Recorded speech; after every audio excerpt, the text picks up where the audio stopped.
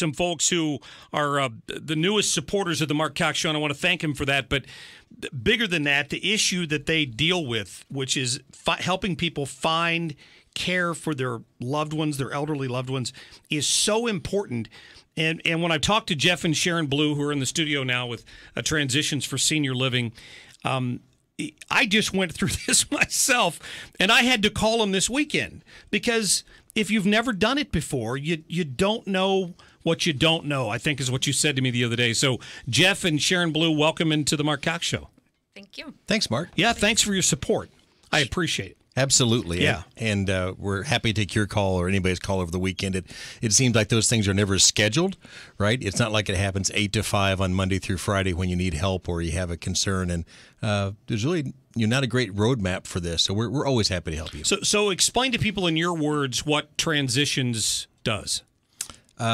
So Transitions and JustAskSharon.com, we're a free service that most people don't even realize exists. And secondly, it's a service that most people incorrectly think that they'll never need. What we do is we help families examine the options for independent, assisted, or skilled nursing for their loved ones. We're free to families because we are compensated by the senior living communities in the St. Louis region. We help introduce families that have the need to the appropriate communities. We pare down the choices to the best 3 to 5. Set up tours and go along with the families and ask the questions that they don't even know to ask. Right, like staffing levels and all that stuff that we talked about the other day. And Sharon, that's where your expertise comes in because you know which facilities are the right fit for, whatever's ailing someone, right? Well, not only the right fit for what's ailing them, but also the right fit for what is socially appropriate. Right. So that's one of our main focuses is where are your loved ones going to fit in? Where are they going to thrive? Where are they most like the rest of the residents in that community?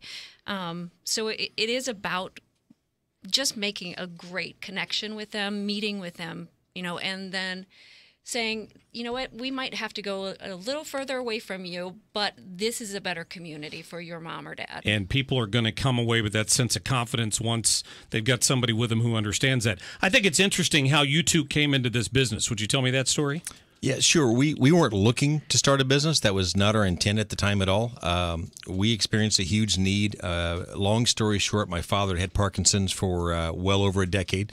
Was happily married to a wonderful woman who was spending a lot of her time taking care of him as he started to decline. To make a very long story short, one health event sent him into a physical therapy rehab, and we learned that he could not return home, and neither could she. They weren't safe at home. We had 48 hours to go try to examine the marketplace, understand what they needed, what was out there, what resources there were, and how to go about doing this. The truth of the matter is, like most of the people that do it by themselves, Mark, we got it wrong. We didn't get it right. We made mistakes doing it, and we found out later that 7 out of 10 folks doing it on their own make mistakes as well. We also tried one of the big national referral and placement companies that you might see, and that had its own pitfalls too. So long story short, when we got Dad and Marilyn safe and established and got back home, we shared our stories with neighbors and friends. They all had the same experience. It was a nightmare experience. It wasn't appropriate for their folks. The help they got wasn't unbiased and clear. We learned that how the industry is set up normally. I mentioned we're free to families. We're free because the senior living communities pay us referral fees. The rest of the industry will only take you to places where they get paid. So if brand ABC is the best place for your mom, but they don't have a referral agreement, a contract with them, they won't take you there. So what we did is something very, very different. We tour any place and every place in St. Louis, whether we have a contract with them or not, which means you see every option that might be appropriate for your loved one, so you make the best decision. 6 years ago when we started doing this, people told Sharon and I we were crazy. You can't take people places where you don't get paid. And that's one of the reasons why we're not a franchise. Almost all of the folks that do anything remotely close to this are a big internet company or they're a franchise. And what franchisor is going to let you tour someplace where there's no income? No, it's a great point. And I'm glad you brought that up. Sharon, we're entering a critical time of year because sometimes if you've got a loved one who lives alone or away from you, you only see them once or twice a year. The holidays may be that time. So to give people something they can carry away from this, what are some things people should look for if they visit an elderly loved one? Just some signs that maybe the time has come to have a conversation with someone like Transitions, because that next step. What are some of the warning signs? I think some of the main warning signs are just, mom or dad aren't looking as put together as they usually are. Their clothes aren't. They say they're cleaning them, but they don't look clean. They're wrinkled. They're not. Their hair isn't done like they normally would do. It gets some people looking at the fact that maybe they're not comfortable getting into a shower, so they're not comfortable by themselves at home.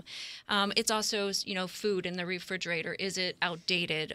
Is there food in the refrigerator? And if they're saying, oh, well, we go out to Schnucks or wherever and buy the prepackaged stuff, then look in their trash. Is there stuff in there? Because they don't want to tell you there's anything wrong. They're very prideful. They don't want to admit that they need help. And so we need to actually reach out and ask them, what's going on? What are you needing from us? And sometimes, Jeff, as we talked about the other day, people have coping skills. Let's say they're starting to have some memory loss. They develop some go-to lines that might help kind of cover up some stuff. You found a bunch of medicine somewhere one time? Oh, yeah. So my stepmother, we would travel 1,000 miles to go visit them, prearranged trip, call the day before, all those things you'd normally do. We get there at the appointed time, and she would say, well, look what the cat drug in. What have we here? And my dad would chime in, oh, Jeff, Sharon, hey, come on in. Are the kids with you? And about half an hour into the conversation, she would seem back to where her normal would be. Looking back now that we're certified dementia-trained practitioners, we looking back now, that was a coping skill. Look what the cat drug in was her way of saying, I have no idea who this is at my door. George, who is this? And Dad would unknowingly chime in with a couple of hints, Jeff and Sharon, right? So she's connecting all the dots. God gives great coping skills for folks with dementia. Right. Even ordering off a menu. We'd go to a restaurant, and Marilyn would ask me, this was a year prior, by the way, before she had a diagnosis. She'd ask, what are you going to order? And I'd say, I think I'll get the green chili enchiladas. Oh, yeah, me too. I'll order the same thing. The fact of the matter is the menu is overwhelming.